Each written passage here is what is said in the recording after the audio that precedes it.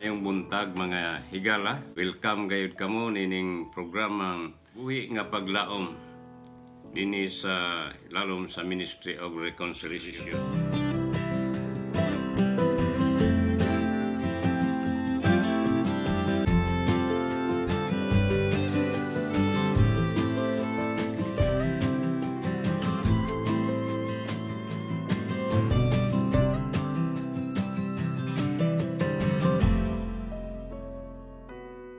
Karon kining ubos nimong higala magaisgot alang kaninyo sa pulong sa Ginoo.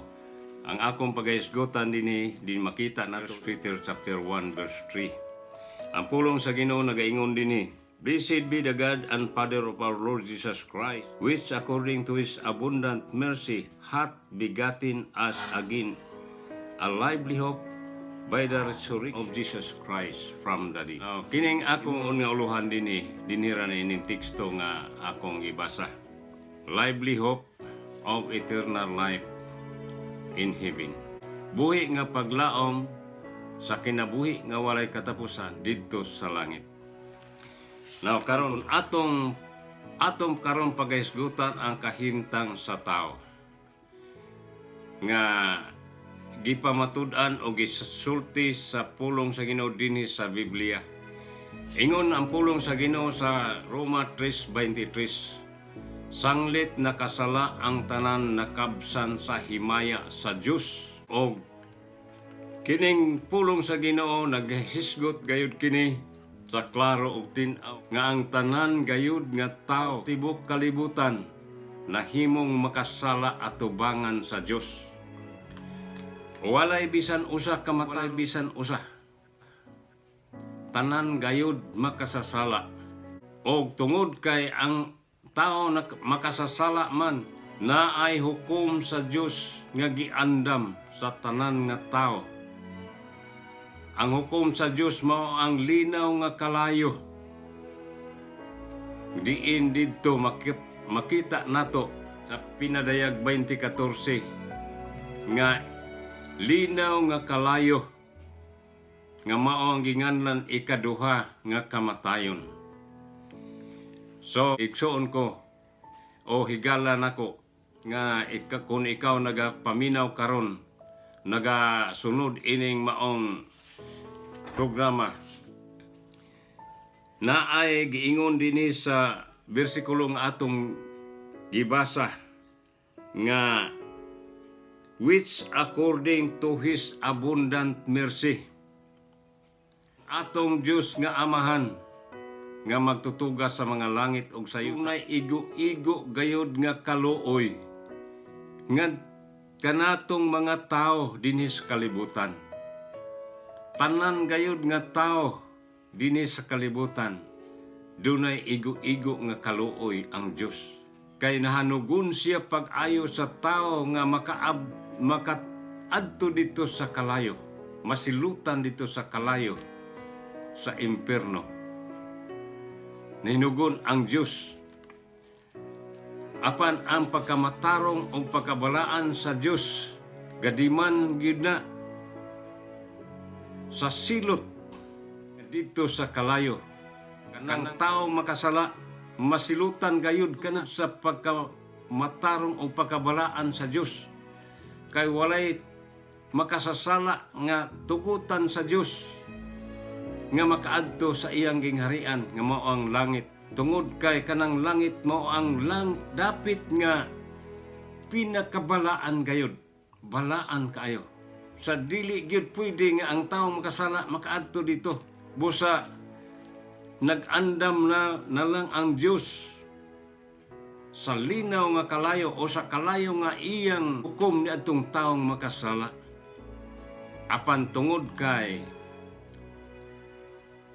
kitang mga tao pinaka-espesyal man kita sa tanan nga binuhat niya nga bisan nakasala na kita, naa kita sa huna-huna sa Dios. Dunay kaluoy ang Dios dinhi kanato, igo-igo gayud nga kaluoy. Ingon dinhi sa 1 Peter nga atong gibasa nga ingon dinhi, which according to His abundant mercy hath begotten us unto lively hope by the resurrection of Jesus Christ from the dead. Sa unsang paagi nga makatagamtam ta ining kaluoy sa Dios.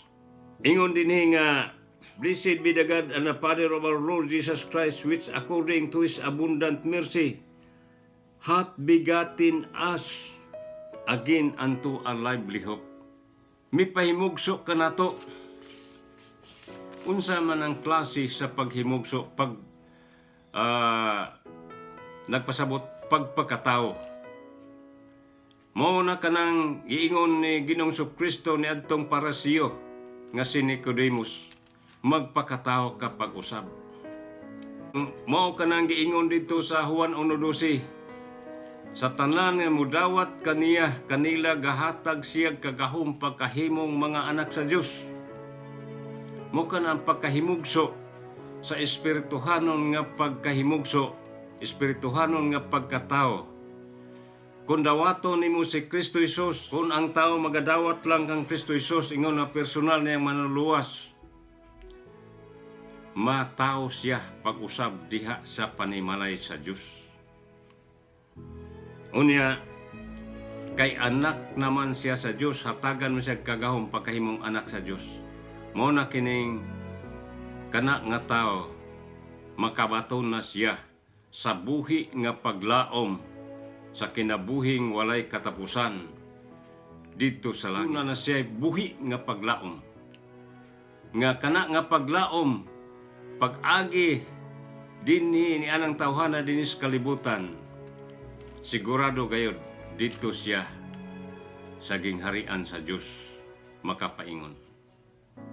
Atong hinumduman na ibahin sa kasulatan nagaingon, ang pulong sa Ginoo, Hebrews 9:26, it is appointed unto man once to die, and after this the judgment. Dunay duha ka appointment ang tao. Primero, mamatay, human magatubang na siya o hukom na, makaagom na siya sa hukom. Ang giingon dinhi nga dunay buhi nga paglaom. Ang giingon sa Juan 3:16, ang pulong sa Ginoo nagaingon dito, for God so loved the world that He gave His only begotten Son, and whosoever believeth on Him should not perish, but have everlasting life. Whosoever believeth on Him, bisan kinsa nga motuo kaniya kang Hesukristo katong nagpalansang dito sa krus, nagpakamatay tungod og alang kanato sa atong mga kasalanan, sa pagluwas kanato gikan sa pagkahinukman sa silot sa kalayo sa impierno. Gipakamatyan kita sa atong Ginoong Kristo. Kung ato siyang tuuhan og dawato nato ingon nga personal nato manuluwas, mahimo kitang anak sa Dios. Kay anak man kita sa Dios, wala na'y pagkahinukman sa silot sa tanan nga mga anak sa Dios. Kay walay anak sa Dios nga isugba dito sa kalayo sa impierno. Tanan gayud nga anak sa Dios makaadto sa langit. Mao kanang giingon sa Biblia. So higala, aron mahuptan nimo kana nga buhi nga paglaom mintras dinhi kapas sa kalibutan, tuuhi ang atong Ginoong Kristo nga nagpakamatay alang kanimo. Sa pagluwas kanimo, tuuhi siya kay mao kana ang paagi nga mahimo kang anak sa Dios. Human ka makatuo, dawata siya ingon nga personal nimong manuwa siyang Dios o Ginoo sa imong kinabuhi. Ipahari siya sa imong kinabuhi. O dili lamang gikaluy-an ta sa Ginoo, dunay igo-igo siyang kaluoy kung atong ihisgutan kining sunod nga bersikulo din sa bersikulo 4. An inheritance incorruptible and undefiled, and that fadeth not away, reserved in heaven for you. Gawa sa kinabuhi nga walay katapusan, dawaton nimo ang atong Ginoong Kristo. Naapay giandam sa Dios dito sa langit mga butang nga iyang ihatag sa matag usa. Kanang butang nga dili gayud madunot, limpyo nga butang, dili gayud maglubad nga mga butang. Mga butang nga kung atong pamalandungan walay butang dinis kalibutan nga ikakumpara. Dili gyud malabwan kining mga butangas sa kaanindot o kabililhon kung bili may atong isgutan. Naay daghang mga bililhong butang dinis kalibutan apan labaw gayud kini nga giandam sa Dios alang sa tanan nga makaadto didto mahimong anak sa Dios. Kay ingon sa Galatia 3:29 matud ni Apostol Pablo, if ye be Christ, then ye are of Abraham's seeds, and heirs according to the promise. Kung iya ka na ni Kristo nan kaliwat ka ni Abraham og manununod sumala sa saad. So higala, dili lamang ang kaluoy sa Dios nga iyang kahuwad nganhi kanato ug dili gani kay kaluoy lang gihigugma kita pag-ayo sa Ginoo sumala sa 1:16 usa higala ang imo lang pagabuhaton kung gusto ka makalingkawat sa silot sa kalayo sa impierno panunod sa mga butang nga iya sa Dios dito sa langit. Tuuhi ang atong Ginoong Kristo nga nagpalansang dito ibabaw sa cross. Tuuhi nga siya namatay o gilubong na banhaw sa 3 ka adlaw. O tuuhi siya, dawata siya, ingon nga personal di mo manluwas. Pinaagi sa pag-ampo. Magagiya ako sa pag-ampo kung gusto ka.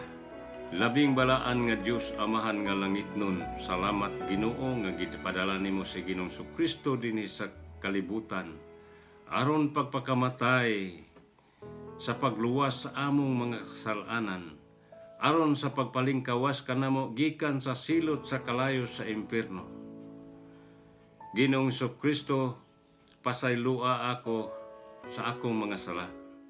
Sulod ka karon sa akong kasing dawaton ko ikaw nga ingon nga personal na akong manluluwas. Hariya akong kinabuhi, kay ikaw lamang ang akong Ginoo nga alagaron o simbahon sa tibok na akong kinabuhi. Sa ngalan ni Jesus, amen. Higala igsoon kung giampo nimo kini ang klases pag-ampo sa kinasing-kasing gayod.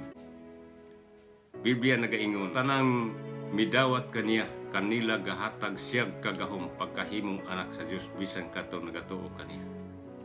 Hatagang kag kagahom pagkahimong anak sa Dios kung naampo lang nimo sa kasing-kasing ang pag-ampo pagdawat kang Ginoong Kristo ug ang imong ngalan diha gayod nasulat na sa basahon sa kinabuhi ug wa nay pagkahinukman sa silot dito sa kalayo sa impierno.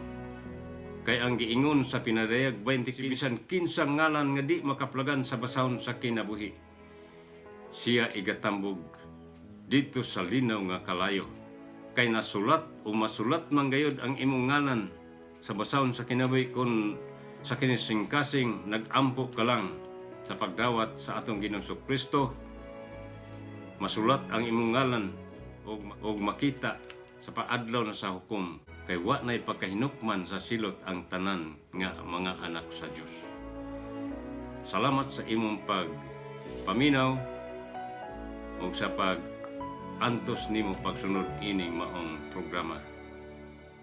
Buhi nga paglaom. Bye-bye.